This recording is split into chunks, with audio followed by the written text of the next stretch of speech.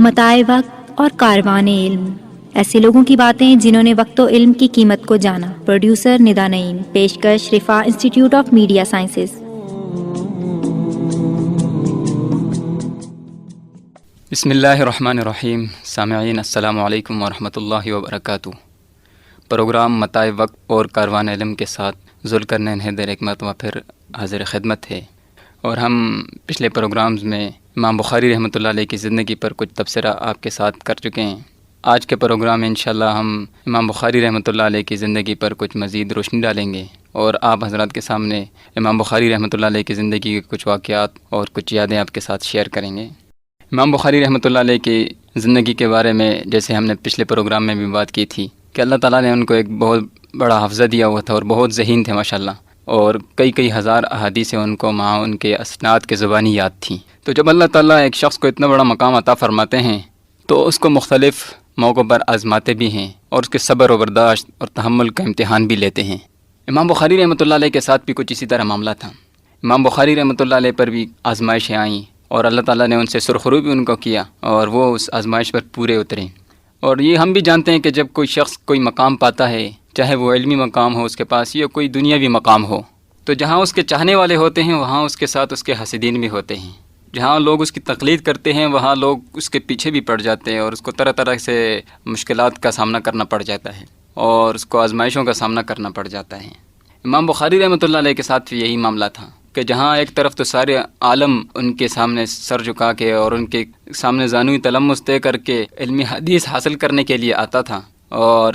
لوگ اپنی ایک خوش قسمتی سمجھتے تھے کہ امام بخاری رحمۃ اللہ علیہ سے علمی حدیث حاصل کریں یا ان کی زیارت کریں، تو اسی طرح ان کے حاسدین بھی بہت تھے۔ اور یہ اس دنیا کا اصول ہے کہ یہ ایک سلسلہ چل رہا ہے، کچھ لوگ چاہنے والے ہوتے ہیں اور کچھ لوگ حسد کرنے والے ہوتے ہیں، تو یوں ہی زندگی کا ایک کارواں چلتا رہتا ہے۔ اور ہم اپنی تاریخ میں اگر اٹھا کر دیکھیں تو ہمارے بہت سارے اسلاف ہمارے سامنے اس طرح گزرے ہیں، اور ہمیں تاریخ پڑھیں تو ہمیں معلوم ہوگا کہ جہاں ان کے چاہنے والے تھے وہاں ان کے ساتھ ان کے حاسدین نے کیا حال کیا۔ امام بخاری رحمۃ اللہ علیہ کو کئی مرتبہ ان کے وطن سے یا جہاں بھی وہ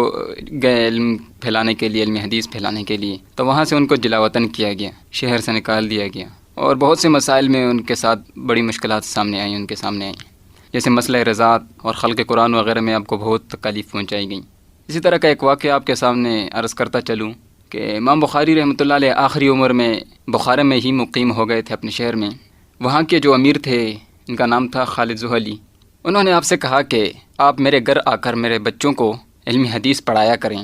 الگ سے۔ ایک تو امام بخاری رحمۃ اللہ علیہ کا ایک عام حلقہ لگتا تھا جس میں ایک درس لگتا تھا، جس میں سارے لوگ آتے تھے، ہر طرح کے لوگ، امیر غریب، جس طرح بھی لوگ علمی حدیث حاصل کرنے آتے تھے، تو وہاں بیٹھ کے جیسے ایک ہمارا ایک سسٹم چل رہا تھا ایک اسلامی تاریخ کا کہ کسی پہ علم کے دروازے بند نہیں تھے۔ لیکن جو امیر تھا وہ یہ چاہ رہا تھا کہ میرے بچوں کو اسپیشل طور پہ آپ گھر آ کے پڑھایا کریں علمی حدیث۔ تو امام بخاری رحمۃ اللہ علیہ نے ان سے انکار کر دیا اور کہا کہ میں اس طرح نہیں کر سکتا، کیونکہ یہ عام لوگوں کے ساتھ زیادتی ہے کہ میں اسپیشل وقت نکال کے اور آپ کے بچوں کو ان پہ زیادہ ترجیح دے کے آپ کے گھر پہ آ کے علمی حدیث پڑھاؤں، اور یہ علمی حدیث کے ساتھ بھی زیادتی ہے اور اس کی توہین ہے۔ اگر آپ کو علم حاصل کرنا ہے یا آپ کے بچوں کو علم حاصل کرنا ہے تو جہاں عام لوگ آ کے میرے پاس بیٹھتے ہیں علم حاصل کر رہے ہیں، تو آپ کے بچے بھی آ کے پڑھیں، میں ان کو بھی پڑھاؤں گا۔ تو امیر کو اس پہ غصہ آیا۔ خیر، اس نے پھر یہ دوسرا آپشن دیا امام بخاری رحمۃ اللہ علیہ کو کہ چلیں اگر آپ میرے گھر نہیں آتے تو ایسا کر لیا کریں کہ میرے بچے آپ کے پاس آ جایا کریں گے وہاں پہ ہی جہاں پہ آپ درس دیتے ہیں، تو ان کے لیے کوئی آپ الگ سے وقت نکال لیں جس میں عام لوگ نہ ہوں۔ اب امام بخاری رحمۃ اللہ علیہ نے کہا کہ میں اس طرح بھی نہیں کر سکتا، اب میں کیسے دوسرے لوگوں کو روکوں کہ آپ اس ٹائم میں میرے پاس مت آیا کریں، یہاں پہ اس ٹائم میں میں امیر کے بچوں کو یا حاکم کے بچوں کو پڑھاتا ہوں۔ تو امام بخاری رحمۃ اللہ علیہ چونکہ اللہ کے ولی تھے اور ساری چیزوں کو جانتے، آپ اس آپشن پہ بھی انکار کر دیا۔ تو اس پر حاکم خالد زحلی کو بہت غصہ آیا، اور اس نے امام بخاری رحمۃ اللہ علیہ کے خلاف طرح طرح کی سازشیں شروع کر دیں، اور امام بخاری رحمۃ اللہ علیہ کے خلاف اس طرح ایک پروپیگنڈا اس نے پورے شہر میں برپا کر دیا۔ چنانچہ یہ سلسلہ اس طرح بڑھتا رہا کہ امام بخاری رحمۃ اللہ علیہ کو بخارا سے نکال دیا گیا اور آپ کو وہاں سے ہجرت کرنی پڑی۔ چنانچہ آپ کے کچھ احباب نے اور دوستوں نے آپ کو سمرقند آنے کی دعوت دی کہ آپ ہمارے ہاں تشریف لے آئیں، لیکن وہاں پہ بھی کچھ لوگ اس طرح آپ کے حاسدین بن گئے اور پروپیگنڈا وہاں تک پہنچ گیا، تو وہاں بھی کچھ لوگوں نے آپ کے آنے کی مخالفت کی۔ جب آپ روانہ ہو چکے تھے، بخارا سے نکل گئے تھے، تو راستے میں آپ کو پتہ چلا کہ وہاں کے حالات بھی اس طرح کشیدہ ہو گئے ہیں اور کچھ لوگ آپ کے مخالف ہو گئے ہیں، تو آپ نے وہاں جانا مناسب نہیں سمجھا، اور راستے ہی میں ایک بستی ہے خرتنگ، اور وہاں پہ آپ کچھ اپنے رشتہ داروں کے پاس مقیم ہو گئے اور اللہ سے دعا کی اور دعا بھی مانگتے رہے اللہ تعالیٰ سے کہ اللہ مجھ پر زمین اپنی وسعتوں کے باوجود تنگ ہو گئی ہے، اے اللہ مجھے اب اپنے پاس بلا لیجیے۔ کافی عرصہ وہیں پر بستی میں رہے اور وہاں کافی بیمار ہوئے اور 256 ہجری میں 62 سال کی عمر میں آپ وہیں پر انتقال فرمائے۔ یہ امام بخاری رحمۃ اللہ علیہ تھے کہ جنہوں نے اپنی پوری زندگی علم حدیث کے لیے وقف کر دی تھی، اور یوں ایک سفر چلتا رہا ان کا پوری دنیا میں، کبھی کہاں تو کبھی کس شہر میں، جہاں ان کو لوگوں نے اتنی عزت بخشی وہاں ان کو تکالیفیں بھی پہنچائی گئیں۔ لیکن میں نے آپ سے پچھلے پروگرام میں بھی بات کی تھی کہ جب کوئی آدمی کسی بلند مقام پر پہنچتا ہے تو اس کے پیچھے ایک تاریخ ہوتی ہے، ایک ہسٹری ہوتی ہے، ایک مشکلات کا، ایک مصائب کا ایک دور ہوتا ہے، ایک باب ہوتا ہے، اس کے بعد ہی وہ چیز سامنے آتی ہے۔ ہم عام طور پہ دیکھتے ہیں جس طرح فرنیچر والے کوئی فرنیچر بناتے ہیں تو اس کو پہلے صاف کرتے ہیں، پھر اس کو رنگ کرتے ہیں، پھر اس کے بعد جب اس کو پالش لگاتے ہیں، اچھی طرح رگڑتے ہیں، تو تبھی اس کی چمک سامنے نظر آتی ہے۔ تو کتنی مشکلات اور مصائب سے گزرنے کے باوجود جب فرنیچر تیار ہوتا ہے تو وہ چمکتا ہوا نظر آ رہا ہوتا ہے، خوبصورت لگ رہا ہوتا ہے۔ تو یہی حال انسان کا ہے کہ جب وہ رگڑے کھاتا ہے اور مصائب و مشکلات سے گزرتا ہے تو تب اس کے اندر چمک پیدا ہوتی ہے اور اس کے علم کے اندر نور پیدا ہوتا ہے۔ امام بخاری رحمۃ اللہ علیہ نے اپنا سارا وقت علم کے لیے وقف کیا، دنیا کے کاموں کے لیے کچھ نہیں کیا، صرف اور صرف اللہ کی رضا کے لیے اور علم حدیث کے لیے اپنے آپ کو وقف کر دیا۔ اور آج اللہ تعالیٰ نے وہ مقام عطا فرمایا کہ اصح الکتاب بعد کتاب اللہ، ان کی کتاب کو درجہ دیا گیا ہے کہ قرآن کریم کے بعد سب سے صحیح کتاب حضرت امام بخاری رحمۃ اللہ علیہ کی کتاب ہے۔ تو یہ امام بخاری رحمۃ اللہ علیہ کی زندگی کے کچھ واقعات تھے، کچھ یادیں تھیں، یوں تو بہت سارے اور بھی واقعات مشہور ہیں امام بخاری رحمۃ اللہ علیہ کے، لیکن چونکہ ایک یاد دہانی کرانی مقصود ہوتی ہے ہمیں، تو میں نے کچھ واقعات آپ کے سامنے ذکر کیے ہیں۔ میں چاہتا ہوں کہ امام بخاری رحمۃ اللہ علیہ کی جو کتاب ہے صحیح بخاری، اس کا بھی آپ کے ساتھ کچھ تذکرہ کروں اور اس کے بارے میں بھی کچھ آپ کو بتاؤں کہ اس کی کیا خصوصیت ہے۔ امام بخاری رحمۃ اللہ علیہ کی جو کتاب ہے جامع صحیح بخاری، اس کا پورا نام ہے الجامع المسند الصحیح المختصر من امور رسول اللہ صلی اللہ علیہ وسلم و سننہ و ایامہ، یہ اس کتاب کا پورا نام ہے۔ لیکن چونکہ ایک لمبا نام ہے اور عام طور پر لوگوں کو یاد کرنا مشکل ہو جاتا ہے، تو اس وجہ سے یہ جامع صحیح بخاری کے نام سے مشہور ہو گئی ہے۔ عام طور پر ہمارے معاشرے میں بخاری شریف کے نام سے مشہور ہے، اور اس کے ہر لفظ کے پیچھے ایک تھیوری ہے، ہر لفظ کے پیچھے ایک تفصیل ہے کہ اس کا نام انہوں نے جو اس طرح رکھا ہے اس کی کیا وجہ ہے۔ تو میں چاہتا ہوں کہ یہ جو الفاظ امام بخاری رحمۃ اللہ علیہ نے اپنی کتاب کے لیے منتخب کیے ہیں کہ الجامع المسند الصحیح المختصر من امور رسول اللہ صلی اللہ علیہ وسلم و سننہ و ایامہ، اس پر بھی تھوڑی سی آپ کے سامنے بات کرتا چلوں۔ جامع کا لفظی معنی ہے کہ کوئی ایسی کتاب جس میں مختلف علوم و فنون کو جمع کیا گیا ہو اور اس میں مختلف موضوعات ہوں۔ تو یہ امام بخاری رحمۃ اللہ علیہ کی کتاب بھی ایسی ہے کہ مختلف علوم و فنون کو جمع کیا اور مختلف موضوعات پر احادیث جمع کی گئی ہیں۔ لیکن بعد کے محدثین نے جامع کی تفصیل یوں بھی بیان کی ہے کہ جامع حدیث کی اس کتاب کو کہتے ہیں کہ جس میں کم از کم 8 ابواب سے متعلق احادیث جمع کی گئی ہوں، یعنی 8 ٹاپکس اس میں کم از کم ہوں۔ وہ کون کون سے ہیں؟ وہ ہیں سیر، آداب، تفسیر، عقائد، فتن، اشراط، احکام اور مناقب۔ یہ 8 ابواب ہیں، 8 ٹاپکس ہیں، تو کم از کم ان ٹاپکس کو اس میں کور کیا گیا ہو۔ امام بخاری رحمۃ اللہ علیہ نے چونکہ اپنی اس کتاب میں ان تمام چیزوں کو کور کیا ہے اور سب پر انہوں نے حدیثیں لائی ہیں اور اس کی تشریح کی ہے۔ جامع کے نام سے کئی کتابیں بھی مشہور ہیں، جامع مصنف عبدالرزاق ہے، جامع سفیان ثوری رحمۃ اللہ علیہ، جامع صحیح بخاری ہو گئی، جامع ترمذی ہو گئی، جامع صحیح مسلم ہو گیا۔ اسی طرح سنن حدیث کی اس کتاب کو کہا جاتا ہے کہ جس کو مؤلف نے فقہی ابواب کی ترتیب پر مرتب کیا ہو، جیسے کہ طہارت کے مسائل پہلے بیان کیے گئے ہوں، اس کے متعلق حدیث لائی گئی ہوں، پھر صلاۃ، پھر زکوٰۃ وغیرہ، اسی طرح آگے اس کو چلاتے گئے ہوں۔ اس طرز پر صحاح ستہ میں سے سنن ابی داود ہے، سنن ابن ماجہ ہے، سنن ترمذی ہے، سنن نسائی ہے اور سنن دارقطنی وغیرہ کتاب میں مشتمل ہیں۔ ان کو مصنف بھی کہا جاتا ہے۔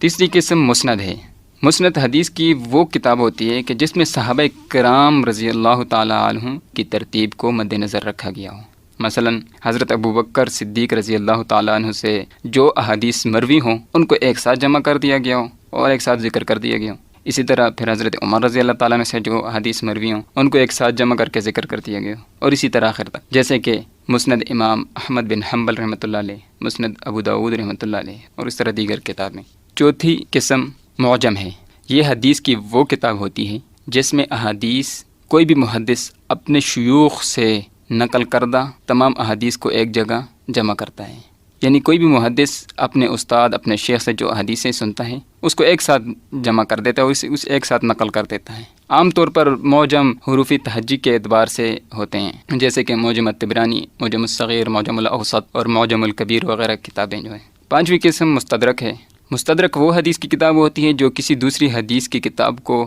ذہن میں رکھ کر بنائی گئی ہو، تالیف کی گئی ہو۔ اس کتاب میں یعنی جو سابقہ کتاب کو ذہن میں رکھا گیا ہو، اس میں جو جن حدیث کو چھوڑ دیا گیا ہو، وہ مؤلف اپنی مستدرک میں اس کو بھی مد نظر رکھے، یعنی ان شرائط پر جو پوری اتر رہی ہو اس کو بھی مد نظر رکھے اور ان حدیث کو بھی جمع کر لے۔ جیسے مستدرک امام حاکم رحمۃ اللہ علیہ 4 جلدوں پر مشتمل ہے یہ۔ پھر خیر اس میں علماء کی اور بھی بحثیں ہیں اس پر۔ چھٹی قسم المستخرج ہے۔ مستخرج حدیث کی اس کتاب کو کہا جاتا ہے کہ جس میں کسی دوسری کتاب کی احادیث کو اپنی سند کے ساتھ بیان کیا جائے، جس میں اس کتاب کے مصنف کا واسطہ نہ آئے، جیسے کہ مستخرج ابو عوانہ۔ اس میں انہوں نے ایسی حدیث بیان کی ہیں کہ جو صحیح مسلم میں ہیں اور امام مسلم رحمۃ اللہ علیہ کے واسطے سے ہیں، مگر انہوں نے امام مسلم رحمۃ اللہ علیہ کے واسطے کو نہیں لیا بلکہ اپنی سند کے ساتھ حدیث کو مستخرج میں بیان کیا ہے۔ اسی طرح مستخرج ابو نعیم بھی ہے اور دیگر کتابیں اس طرح۔ یہ تو کچھ امام بخاری رحمۃ اللہ علیہ کی کتاب سے متعلق جو انہوں نے نام رکھا ہے، اس میں کچھ تفصیل تھی تو میں آپ کے سامنے اس کی کچھ تفصیل بتائی۔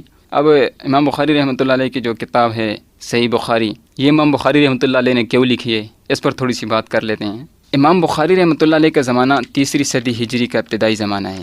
جبکہ نبی کریم صلی اللہ علیہ وآلہ وسلم کے وصال کی 2 صدیاں گزر چکی تھیں،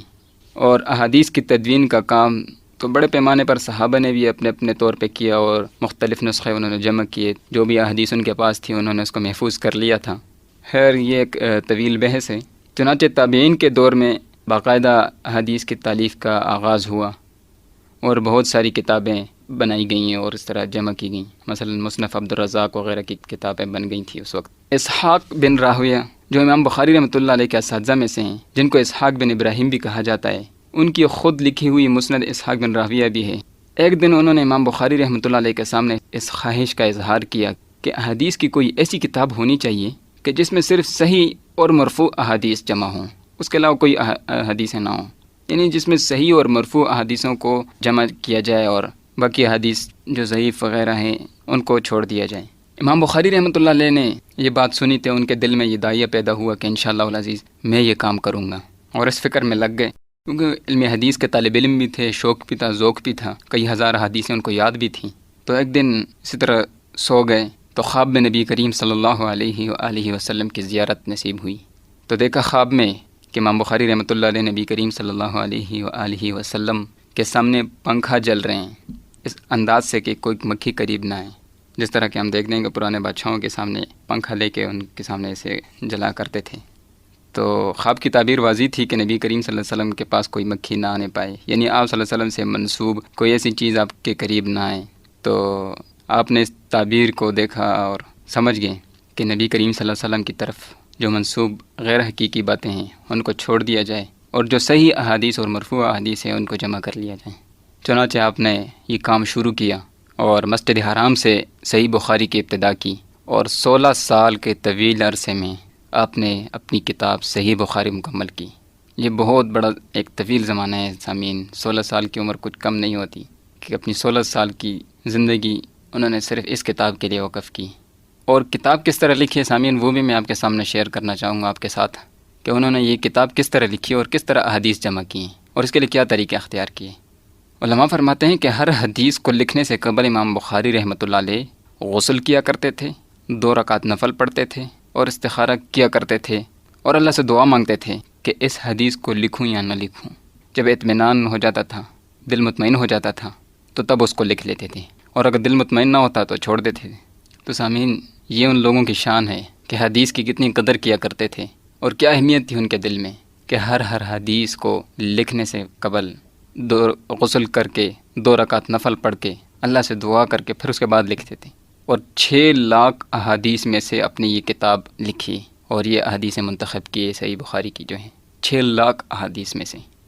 اور یہی وجہ ہے کہ اللہ تعالیٰ نے اس کتاب کو اصح الکتاب بعد کتاب اللہ کا درجہ دے دیا ہے، اور ساری دنیا میں یہ پڑھائی جا رہی ہے، اور ساری دنیا کے لیے مرجع ہے، اور انشاءاللہ قیامت تک یہ ہمیشہ محفوظ رہے گی۔ اور جب کتاب لکھی تو اس کے بعد بڑے بڑے شیوخ جو اس وقت کے تھے اور اس زمانے کے تھے، بڑے بڑے ائمہ تھے، ان کے پاس بھیجی، جیسے امام احمد بن حنبل رحمۃ اللہ علیہ، حضرت علی بن مدینی، یحییٰ بن معین رحمۃ اللہ علیہ، ان کے پاس بھیجی یہ کتاب کہ آپ دیکھیں اس میں سے کوئی ایسی حدیث تو نہیں آئی جو نہیں لکھنی چاہیے تھی یا صحیح نہیں ہے، مرفوع نہیں ہے۔ انہوں نے بھی پوری کتاب دیکھی اور اس طرح پرکھا اس کو، تو سوائے 4 احادیث کے کوئی حدیث ان کو ایسی نہیں ملی کہ جو مطلب صحیح اور مرفوع نہ ہو۔ مگر بعد میں جب اس 4 احادیث پر بھی تحقیق کی گئی تو وہ بھی صحیح اور مرفوع تھیں۔ تو آپ اندازہ لگائیے کہ کس ارکریزی کے ساتھ اور کس دلجمی اور کس تحقیق کے ساتھ آپ نے احادیث جمع کی اور اس کے لیے کام کیا۔ امام بخاری رحمۃ اللہ علیہ نے اپنی اس کتاب کا آغاز بھی بڑی دلچسپ حدیث سے کیا ہے اور بڑے پیارے انداز سے اس کتاب کی ابتدا کی ہے۔ وہ حدیث بھی میں آپ کے سامنے ذکر کر دیتا ہوں۔ حضرت عمر رضی اللہ تعالیٰ عنہ سے مروی ہے یہ حدیث کہ انما الاعمال بالنیات وانما لامرئ ما نوى فمن كانت هجرته الى دنیا یصیبها او الى امرأة ينكحها فهجرته الى ما هاجر الیہ، کہ نبی کریم صلی اللہ علیہ وآلہ وسلم نے فرمایا ہے کہ اعمال کا دار و مدار نیت پر ہے، ہر آدمی کو وہی ملے گا جس کی اس نے نیت کی، پھر جس شخص نے ہجرت کی دنیا کمانے کے لیے یا کسی عورت سے شادی کرنے کے لیے تو اس کی ہجرت اسی کام کے لیے ہوگی۔ اس سے امام بخاری رحمۃ اللہ علیہ نے بہت سارے سبق دیے ہیں ہم لوگوں کو، اور اس پہ علماء نے بڑی تشریحیں کی ہیں کہ اس حدیث کے لانے کا کیا مقصد تھا۔ میں مختصر سے 1-2 باتیں آپ کے سامنے بیان کر دیتا ہوں۔ ایک مقصد تو یہ تھا کہ جب بھی کوئی کام شروع کیا جائے تو اس میں نیت خالص رکھی جائے، خالص اللہ کی رضا رکھی جائے اور اللہ کی رضا کے خاطر وہ کام کیا جائے، اپنے نفس اور اپنے ذات کو سائڈ پہ رکھ دیا جائے۔ یعنی کوئی بھی کام کرنے سے پہلے اپنی نیت کو درست کر لینا چاہیے، تو نیت ٹھیک ہوگی تو کام بھی ٹھیک ہوگا اور اس میں برکت بھی آئے گی۔ امام بخاری رحمۃ اللہ علیہ نے بھی اس کتاب کی ابتدا نیت کی حدیث سے کی اور یہ حدیث لا کر اس کتاب کی ابتدا فرمائی۔ اس میں اور بھی بہت ساری تفصیلیں ہیں اور بہت ساری تشریحیں ہیں، چونکہ وقت مختصر ہے ان کو بیان کرنا یہاں پہ مشکل ہے۔ خیر آگے بڑھتے ہیں۔ امام بخاری رحمۃ اللہ علیہ نے جو اس کتاب کی آخری حدیث لائی ہے وہ بھی بڑی شاندار حدیث ہے اور بہترین ایک سبق ہے انسانوں کے لیے، اور ایک بہت بہترین حدیث کے ساتھ اس کتاب کا اختتام کیا ہے۔ حضرت ابو ہریرہ رضی اللہ تعالی عنہ سے مروی ہے کہ کلمتان حبیبتان الی الرحمن خفیفتان علی اللسان ثقیلتان فی المیزان سبحان اللہ وبحمدہ سبحان اللہ العظیم، کہ 2 کلمے ایسے ہیں جو اللہ رب العزت کے نزدیک بہت ہی محبوب ہیں، اللہ کو بہت ہی پیارے ہیں وہ کلمے، خفیفتان علی اللسان، اور زبان پر وہ بہت ہی آسانی سے آ جاتے ہیں، بہت ہی ہلکے ہیں، ثقیلتان فی المیزان، اور روز محشر میں قیامت کے روز میزان کے اندر ان کا وزن سب سے زیادہ ہوگا۔ وہ کلمے کون سے ہیں؟ سبحان اللہ وبحمدہ سبحان اللہ العظیم۔ اس حدیث پر لمبی چوڑی تشریحیں علماء نے کی اور بہت سارے فوائد اس کے بیان کیے گئے ہیں کہ اس کلمات کو پڑھنے سے دنیا و آخرت کی تمام بھلائیاں انسان کو مل جاتی ہیں، اور کہتے بھی ہیں علماء کہ اس حدیث کا اور ان کلمات کا ورد کرنا چاہیے بار بار ہر وقت اپنی زندگی میں۔ سامعین، امام بخاری رحمۃ اللہ علیہ کی زندگی پر تو جتنی بھی بات کی جائے کم ہے، لیکن ایک یاد دہانی مقصود ہوتی ہے، آپس میں ایک تھوڑی سی بات کر لیتے ہیں تو ایک یادیں ان کی تازہ ہو جاتی ہیں، شاید جا کر کسی کتاب میں دیکھ لیں، تفصیل کے ساتھ پڑھ لیں۔ اس پروگرام کا اکثر مقصد یہی ہوتا ہے کہ ہم اپنے وقت کو قیمتی بنانے کی کوشش کریں اور اللہ کی خاطر اپنا وقت خرچ کریں، فضول اور لغو کاموں سے بچیں، اور زندگی کا جو مقصد اللہ تعالیٰ نے ہمیں دیا ہے اس مقصد کو ہمیشہ اپنے سامنے رکھیں اور اسی کے مطابق اپنی زندگی کا ہر لمحہ ہر پل گزاریں، اور اسلام نے جو اصول بیان کیے ہیں، جو حکام ہمیں دیے ہیں، اسی کے مطابق زندگی گزارنے کی کوشش کریں۔ اور جو اسلاف ہمارے ہیں آج ہمارے سامنے نمونہ کے طور پر ان کی کتابیں، ان کی تصنیفات ہیں، ان کو پڑھیں اور ان سے سبق حاصل کریں، غیروں کے پیچھے نہ چلیں۔ اللہ تعالیٰ ہم سب کو اپنے دین پر عمل کرنے کی توفیق عطا فرمائے اور اپنے وقت کو صحیح اللہ کی رضا کی خاطر استعمال کرنے کی توفیق نصیب فرمائے۔ نیکسٹ پروگرام تک کے لیے اجازت دیجیے، اللہ حافظ۔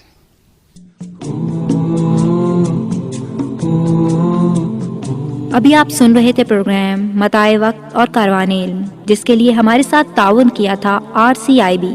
رفا سینٹر برائے اسلامک بزنس، پروڈیوسر ندا نعیم، پیشکش رفا انسٹیٹیوٹ آف میڈیا سائنسز۔